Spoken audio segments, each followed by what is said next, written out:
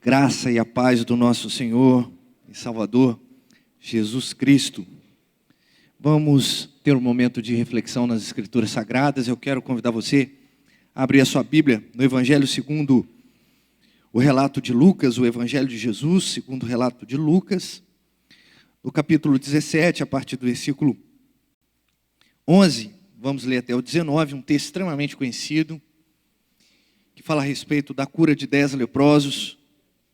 O médico Lucas retratando a respeito de cura, algo que já mostra a seriedade das Escrituras. E hoje nós vamos falar um pouquinho sobre carentes e ingratos. É o que nós somos, na verdade, né? Carentes e ingratos. Lucas 17, a partir do versículo 11, diz assim: De caminho para Jerusalém, passava Jesus pelo meio de Samaria e da Galileia. Ao entrar numa aldeia, saíram-lhe ao encontro 10 leprosos, que ficaram de longe, e lhe gritaram, dizendo: Jesus, mestre, compadece-te de nós.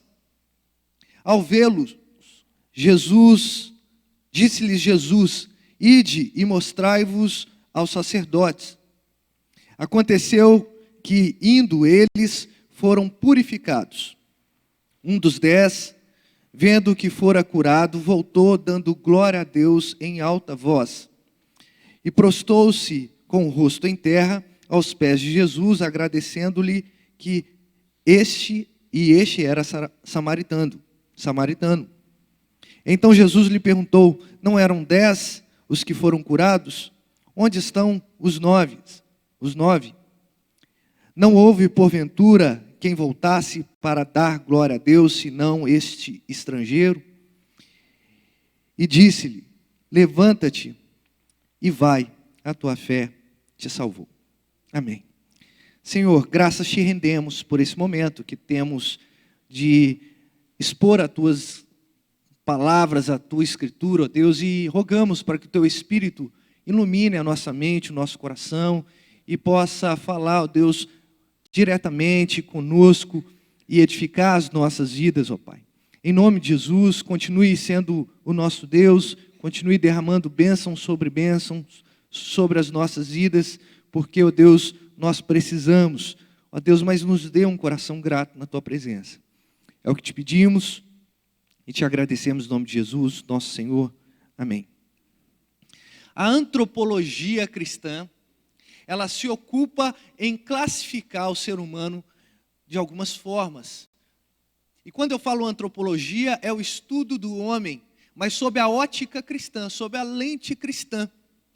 E quando nós estudamos a respeito da antropologia cristã, nós vamos percebendo que o ser humano, ele é um ser criado por Deus. Ele é uma criatura, mas não uma qualquer criatura.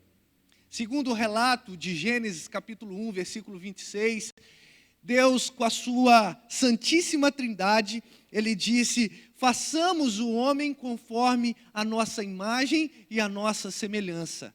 Já é uma distinção enorme entre as outras criaturas e o ser humano. Nós somos criados por Deus, mas a imagem e a semelhança de Deus, o que nos faz ser parecidos com Deus. Deus comunica a cada um de nós os seus atributos comunicáveis, né? Aquilo que nós podemos ter, como por exemplo, amor, misericórdia, compaixão, paciência, enfim, entre outros atributos que são atributos perfeitos em Deus, mas comunicados em nós, embora sejamos pecadores. Mas ao mesmo tempo que a antropologia cristã, ela se ocupa em classificar o ser humano como uma imagem e semelhança do Senhor, ou criados à imagem e semelhança do Senhor Deus, ela também se ocupa em mostrar que esse ser humano, apesar de ser criado à imagem e semelhança do Senhor, ele caiu do estado de perfeição e passou a ser carente da graça de Deus. Ou seja, todos nós que estamos aqui, inclusive este que vos fala, ele carece da bondade, da misericórdia, do olhar gracioso do Senhor. E quando nós estamos debaixo dessa imperfeição, porque o pecado original nos atingiu em cheio, nós somos agora extremamente impactados por essa realidade e passamos a ser classificados pela antropologia cristã, baseada na Bíblia, evidentemente, como cheios de toda injustiça, malícia, avareza e maldade, possuídos de inveja, homicídio, contenda, dolo, malignidade, sendo difamadores, caluniadores, aborrecidos de Deus, insolentes, soberbos, presunçosos, inventores de males, desobedientes aos pais, insensatos, pérfidos, sem afeição natural e sem misericórdia.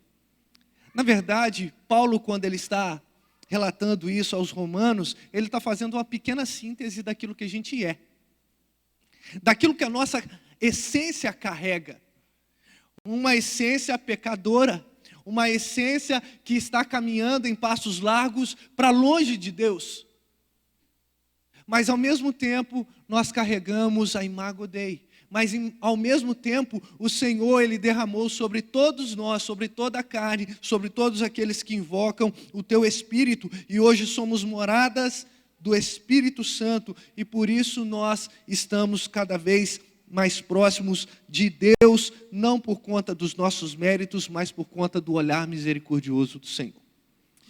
O que isso tem a ver com a prédica de hoje? O que isso tem a ver com a exposição de hoje? Tem a ver, queridos irmãos, que Jesus, ele estava nesse contexto ensinando muitas pessoas. Jesus, desde o capítulo de número 14, por exemplo, ele começa a falar a respeito de parábolas. Ele começa a falar em parábolas a fim de que o povo pudesse entender um pouco mais a respeito do reino de Deus. Embora o reino de Deus seja extremamente assimilável pela moralidade que existe no nosso coração, porque também somos imagem e semelhança do Senhor, ele é facilmente esquecido. O reino de Deus, ele tem as suas regras, as suas condutas, mas vira e mexe, nós estamos mudando essas regras, vira e mexe, nós estamos tentando adequar essas regras para a nossa própria realidade. E quer saber de uma coisa? A gente muda essas regras para que nós sejamos beneficiados. Não é mesmo? Nós invertemos teologia. Nós invertemos, nós deixamos de dar glória ao Criador e passamos a dar glória à criatura. O apóstolo Paulo vai condenar isso em Romanos, capítulo de número 1 também, a partir do versículo 18. Nós vamos adaptando uma teologia que seja confortável à nossa essência, que seja confortável ao nosso pecado de estimação, e isso é uma tremenda realidade, mas ao mesmo tempo é um equívoco enorme que nós, enquanto cristãos professos, nós cometemos. E Jesus começa a ensinar o seu povo de maneira muito incisiva, trazendo parábolas, histórias ali que fossem muito perto da sociedade, muito semelhante àquilo que eles estavam vivendo. E Jesus vai trazendo não só parábolas, histórias, ensinamentos, mas grandes censuras para que nós possamos viver uma vida em santidade diante de Deus e em santidade nesse reino que é um reino de amor, misericórdia e justiça. Só que a nossa vida não pode ser uma vida teórica. Nós não podemos simplesmente saber e conhecer a verdade. Nós precisamos praticar a verdade. A teologia, ela precisa estar associada à vida cotidiana. Desvincular uma coisa da outra é mutilar aquilo que nós chamamos de vida cristã. Se nós temos um discurso e na prática nós somos outra pessoa, não vale de nada. E se a prática for muito boa, muito semelhante à prática cristã, mas nós não temos a base como a Bíblia como a nossa base, nossa regra de fé e prática também não vale. Repare que são coisas indivisíveis. Portanto, queridos irmãos, nós chegamos até o capítulo 17, versículo de número 11, quando Jesus ele estava fazendo uma caminhada e estava indo rumo a Jerusalém.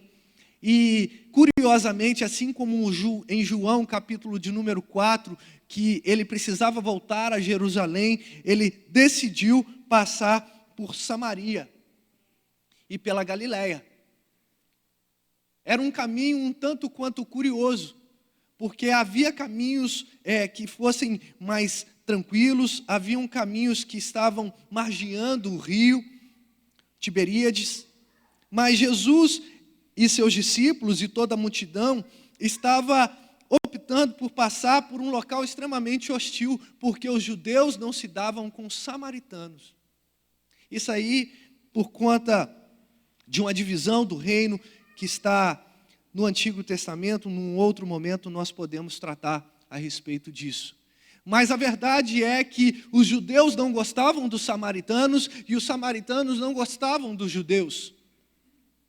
E Jesus, ele passa por meio da Samaria, e quando ele entra numa determinada aldeia, a gente não sabe qual aldeia é essa, de longe estavam 10 leprosos. 10 pessoas que necessitavam de uma intervenção na sua saúde física. 10 pessoas cuja realidade era uma realidade extremamente complicada. A lepra naquela época era uma doença extremamente contagiosa. Aqueles que eram infectados, eles eram chamados de imundos. Eles não podiam ter acesso à cidade, e quando tinham acesso, precisavam ir à cidade, eles colocavam sinos em seu pescoço e iam balançando o sino para que as pessoas pudessem abrir distância para que eles pudessem passar. Eles precisavam anunciar.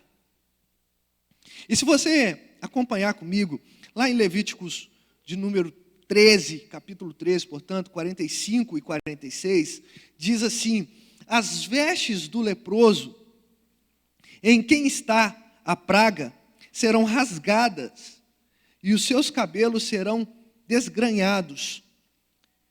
Cobrirá o bigode e clamará: imundo, imundo. Será imundo durante os dias em que a praga estiver nele. É imundo, habitará só, a sua habitação será fora do arraial.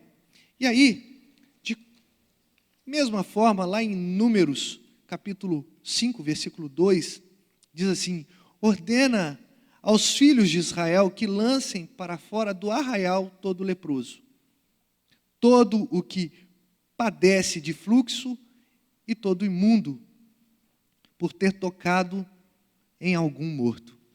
Reparem, queridos, a realidade de um leproso era uma realidade solitária, era uma realidade desprezada, era uma realidade onde eles não tinham tantos recursos e eles precisavam ficar do lado de fora da aldeia, eles não podiam entrar na cidade, eles não podiam ter acesso. Aliás, apesar de não ser uma lei, eles haviam adquirido um costume em que um leproso, quando fosse dirigir palavra fora da cidade, alguém, ele devia se manter mais ou menos numa distância de 50 metros e falar em alta voz aquilo que ele estava precisando para aquela pessoa. E aquela pessoa não tinha nenhuma obrigação em atender.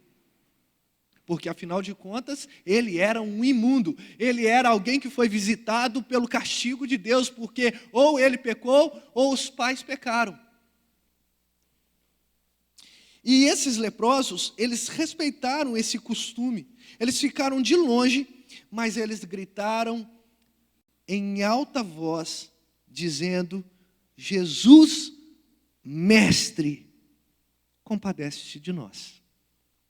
Aqui mostra o quanto eles eram carentes, o quanto estavam carentes, o quanto eles precisavam da intervenção, o quanto eles precisavam da cura. O quanto eles estavam necessitados do olhar daquele que poderia resolver o problema da sua existência.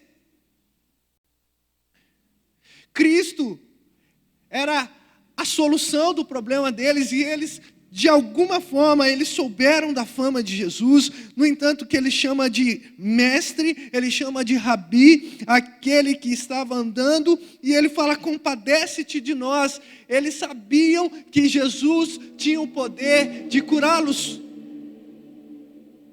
Isso mostra não só a realidade dos 10 leprosos, isso mostra a nossa realidade. Nós reconhecemos as nossas necessidades, nós reconhecemos as nossas carências. Acima de tudo, nós sabemos aonde buscar a resposta, a cura.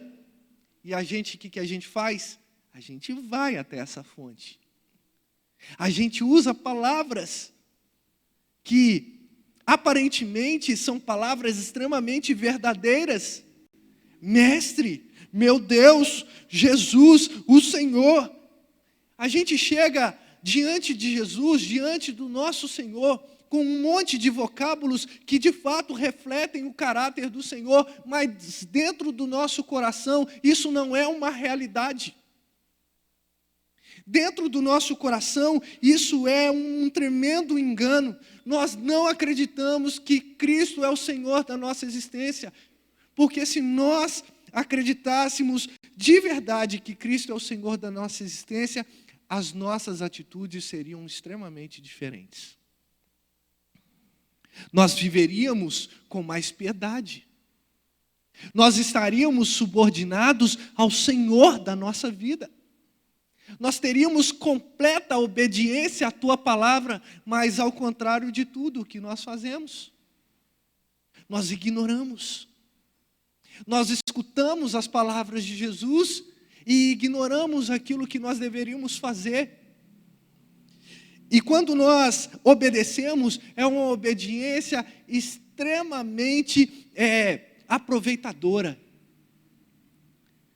Uma obediência que busca um interesse pessoal, não é assim? Deus vai me dar tal coisa, então eu vou subir as escadarias de joelho. Então eu vou acordar no domingo pela manhã bem cedo, mesmo que esteja frio do jeito que está, e vou à igreja. A gente acha que a gente está fazendo um favor para Deus. Mas a verdade é que o nosso coração é um coração carente. Todos pecaram e são carentes da graça de Deus. Nós cantamos isso, é a graça do Senhor que nos faz caminhar. Queridos, olha a profundidade dessa letra. Se não for a graça do Senhor, a gente não anda 1 milímetro na nossa vida. A gente fica estagnado, se não voltamos para trás.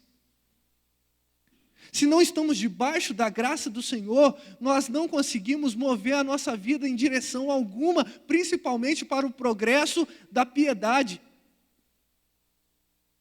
Mas o homem insiste em sua concupiscência, insiste em seu pecado, em estar em desobediência à palavra do Senhor, em não reconhecer o Senhor como mestre, como o Senhor, como o Deus que cura, como aquele que nós devemos prestar toda a obediência.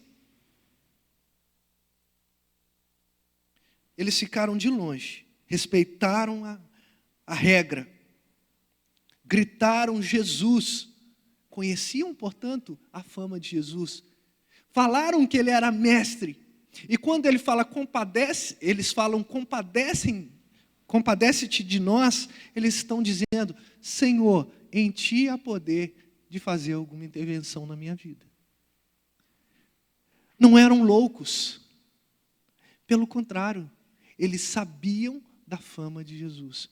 Irmãos, isso me chama a atenção, porque muitos de nós aqui, a gente sabe quem é Jesus, a gente conhece o poder de Jesus, mas a gente jamais experimentou do olhar cuidadoso do Senhor, a ponto de falarmos assim: eu preciso prestar culto ao Deus da minha vida. Essa é uma realidade da igreja. Não só da primeira igreja presbiteriana de Juiz de Fora, mas uma realidade da igreja espalhada pelo mundo. Pessoas sem devoção. Pessoas que conhecem a Jesus, que já ouviu falar, que sabe que Ele é o Senhor, que sabe que Ele é o Rei, que sabe que todo joelho se dobrará e toda língua confessará, mas ainda insiste em não se dobrar diante do Senhor, pelo contrário, eregem para si outros ídolos e curvam-se diante deles. É interessante que Jesus, ao vê-los no versículo de número 14, Ele não toca naqueles leprosos. Ele não chega perto. Jesus parece querer causar, ou Ele causa algum alvoroço, porque Ele fala assim: vai e mostra ao sacerdote o que está acontecendo com vocês. Aqueles 10 leprosos, eles, de certa forma, obedeceram ao mestre. Eles foram. E enquanto eles caminharam, enquanto eles estavam indo em direção à sinagoga, ao sacerdote, porque era necessário esse ritual de se apresentar para que eles pudessem constatar a cura e assim determinar que aqueles leprosos, eles eram agora puros e poderiam andar livremente dentro da sociedade. Enquanto eles estavam caminhando em direção aos sacerdotes, eles estavam sendo purificados. Isso me mostra uma outra coisa.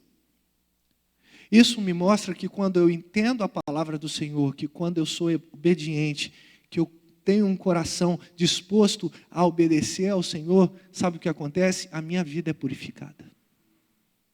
A minha vida é santificada. Se aqueles 10 leprosos ficassem parados, à margem da sociedade, à margem da aldeia, certamente nada daquilo iria acontecer. Pastor, eu não sou um leproso. Pastor, eu não estou com nenhuma doença, e glória a Deus por isso, meu querido. Mas a gente não está falando somente de uma vida física. Nós estamos falando também das carências espirituais. Nós precisamos caminhar, nós precisamos obedecer, e enquanto nós somos obedientes ao Senhor, o Senhor trabalha em nosso coração, mas a partir do momento em que somos desobedientes, nós continuamos num estado deplorável, do qual o ser humano infelizmente goza nos dias de hoje. Enquanto eles foram até os sacerdotes, eles estavam sendo purificados. E um daqueles 10, percebendo que foi curado, voltou dando glória a Deus em alta voz. Aquilo que Deus faz em sua vida precisa ser anunciado. A sua vida não é uma vida para ser trancafiada dentro de um armário, debaixo de um edredom, no seu quarto. Aquilo que Deus fez e faz na sua vida precisa ser proclamado. Porque às vezes a gente tem muito mais coragem de dizer o que o nosso trabalho fez por nós, do que o que Cristo faz por nós. O que Cristo fez por nós na cruz do Calvário. Nós temos muito mais coragem de dizer, principalmente no dia de hoje, o que o nosso namorado, a nossa namorada fez por nós, e a gente posta isso em rede social, mas a gente não tem coragem de dizer: Cristo me salvou. E esse único leproso, que era estrangeiro, além de leproso, era um samaritano, era alguém que não se dava com o judeu, ele voltou. E ele voltou não à toa, ele não voltou com seus lábios cerrados, ele não voltou calado, ele voltou dando graças a Deus em alta voz, ele voltou anunciando o que havia acontecido em sua vida. Meu querido irmão, minha querida irmã, você precisa anunciar dos grandes feitos que Deus fez, que Deus faz na sua vida. Porque tem muita gente esperando com os ouvidos estendidos para você, aguardando um testemunho da sua vida. Mas sabe qual é a nossa realidade? A nossa realidade é que nós recebemos uma grande bênção do Senhor. recebemos outras bênçãos, grande bênção, salvação, outras bênçãos, curas, uma porta de emprego, a gente recebe um monte de outras coisas, e sabe o que a gente faz? Se esquece de Deus, se esquece do dono da bênção. O que Lucas está falando? Existem dois tipos de pessoas, dois grupos de pessoas.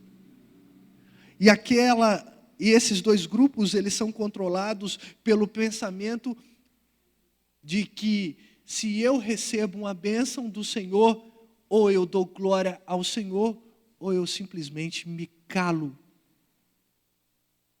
Qual é a sua realidade? Em que grupo você pertence? Ou a que grupo você pertence? Em que grupo você está inserido?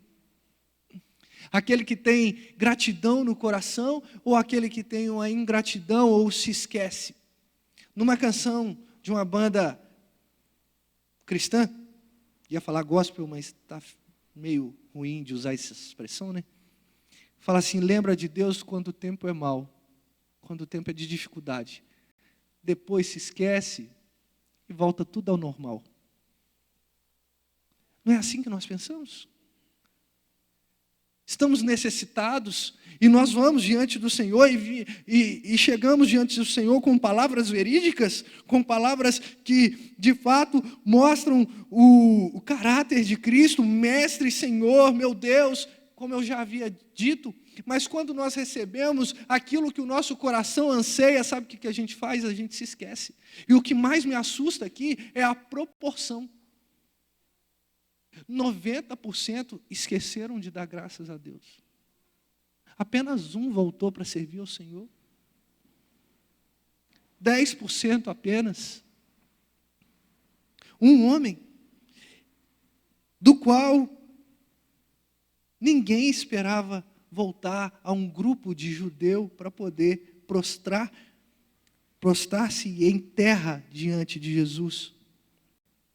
Somos carentes, precisamos, mas somos ingratos.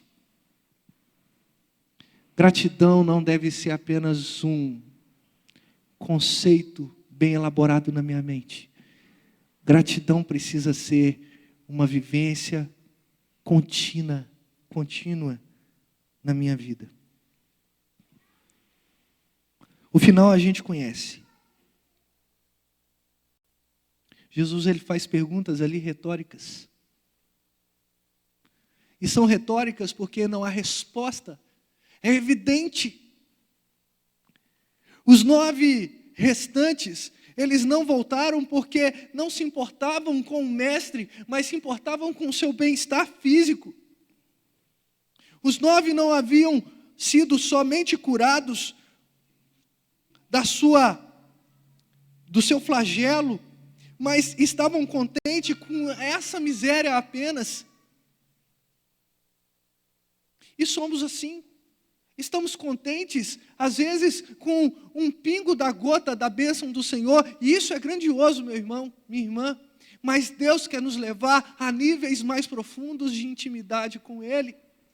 Mas para isso nós precisamos voltar ao dono da bênção, para isso precisamos voltar à fonte das águas vivas, para isso nós precisamos voltar diante do Senhor, nos prostrar diante desse Senhor e dizer: Senhor, Tu és soberano, Tu és Deus sobre todas as coisas.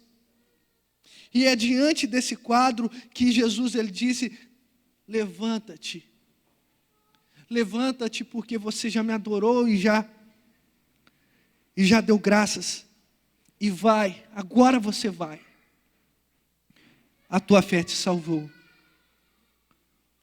Nós somos salvos pela fé mediante Cristo. Ou somos salvos por Cristo mediante a fé. A fé que é dom de Deus, não é de nós, para que ninguém se glorie. Mas, queridos, para terminar esse momento de exposição, o que eu tiro para a minha vida? Que todos nós somos necessitados e que nós somos necessitados e queremos que as nossas carências sejam supridas Todos nós. Se eu fizer uma pergunta aqui, eu tenho certeza que ninguém vai levantar a mão. Perguntar assim, quantos aqui não querem que as suas necessidades sejam supridas? Tenho certeza que você quer que a sua necessidade seja suprida. Pode ser uma necessidade psicológica, social, pode ser uma realidade na família, pode ser uma necessidade, enfim, física. Todos nós queremos. Essa é uma realidade. Qual outra lição que eu consigo tirar? Que em momentos de dificuldade nos achegamos a Cristo apenas com palavras bonitas e muito interesse. E muito interesse. Nós chegamos com palavras bonitas e muito interesse. E que o nosso coração é tão corrompido que depois de recebermos a grande bênção do Senhor, somos capazes de esquecermos de agradecer e render graças a Deus. Essa é a realidade. Mas aqueles que têm a mínima consciência da onde veio a sua cura, da onde veio o suprimento da sua necessidade, esses voltam-se para o Senhor e rendem graças ao Deus que é o Deus da nossa vida. Em que grupo você está? Nos 90% que esquecem, quantos irmãos entram na nossa igreja, passam um tempo aqui, são acolhidos, são tratados pela palavra, pelo cuidado de um pastor, pelo cuidado de um irmão que está próximo, mas a sua fé parece que tem um prazo de validade. De repente, cadê aquele irmão? Desapareceu, abandonou, pulou fora do barco. Mas o que aconteceu? Ele recebeu a bênção que ele queria. Ou não, ele não recebeu, ficou indignado e resolveu abandonar a fé. Somos imaturos. Ou então somos acometidos da euforia de ser alvos da bênção do Senhor, que simplesmente esquecemos da fonte. Mas tem um outro grupo que você pode ser pertencente, daqueles que voltam, se ajoelham diante do Senhor e falam: Senhor, muito obrigado por tudo que o Senhor fez.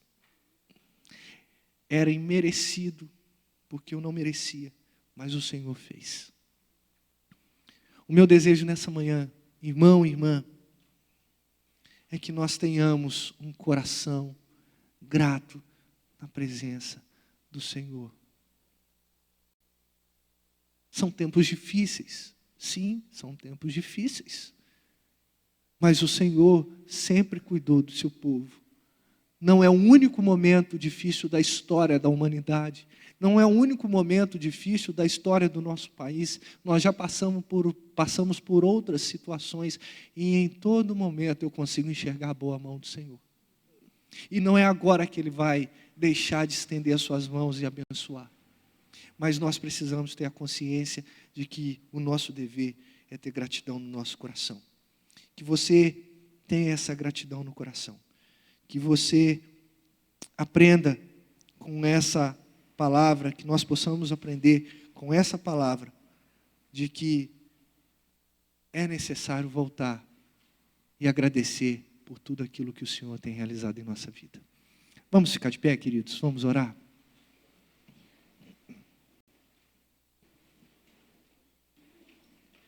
Senhor Deus e Pai, muito obrigado por esse momento de exposição da Tua palavra, uma palavra que confronta os nossos corações, uma palavra que traz, ó Deus, de fato consciência sobre aquilo que a gente fala e como nós temos vivido a nossa vida prática.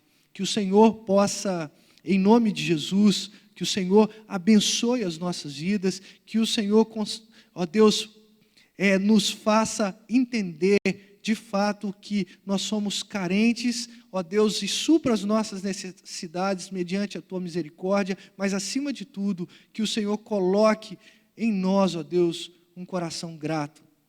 Ó Pai, muito obrigado por tudo que o Senhor fez, ó Deus, a grande salvação que recebemos do Senhor, mas também, ó Deus, queremos ser gratos pelas coisas mínimas, simples, ó Deus, que está que estão acontecendo em nossas vidas, o cuidado, ó Deus, a consciência, ó Deus, a integridade física, mental, ó Pai, a nossa família. Nós queremos agradecer, ó Deus, pela comida que nós comemos durante a semana, ó Deus, pela providência do Senhor em todos os aspectos, e que nós possamos sempre, ó Pai, acreditar, ó Deus, crer que o Senhor é o Deus da nossa vida, e que nós possamos nos voltar em gratidão ao Senhor.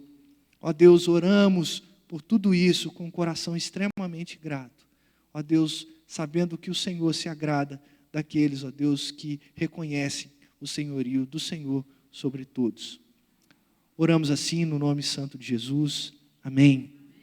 Recebam a bênção, queridos irmãos, que a graça do nosso Senhor e Salvador Jesus Cristo, que o amor infinito de Deus, o Pai, e as doces consolações do Espírito Santo estejam sobre todos aqui presentes, sobre a Igreja de Cristo, a qual clama: Maranata, ora vem, Senhor Jesus.